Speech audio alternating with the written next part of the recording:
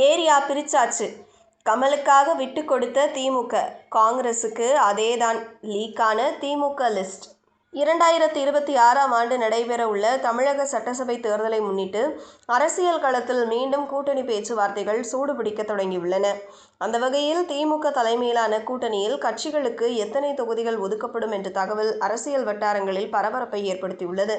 அதிகாரப்பூர்வ அறிவிப்பு இன்னும் வெளியாகாத நிலையில் கூட்டணியின் இறுதி வடிவம் குறித்த விபரங்கள் தற்போது வெளிவந்துள்ளதாக கூறப்படுகிறது. திமுக கூட்டணியில் ஏற்கனவே காங்கிரஸ், விடுதலை சிறுத்தைகள், கம்யூனிஸ்ட் கட்சிகள், மதிமுக போன்ற பல கட்சிகள் உள்ளன. கடந்த 2019ஆம் ஆண்டு முதல் திமுக கூட்டணி தொடர்ந்து வருவது குறிப்பிடத்தக்கது. கடந்த மக்களவைத் தேர்தலில்தான் மக்கள் நீதி மய்யம் அந்த கூட்டணியில் இடம்பெற்றது. மேலும் கருணாஸ் உள்ளிட்ட சில தலைவர்களும் திமுக ஆதரவாளர்களாக மாறியிருக்கின்றனர்.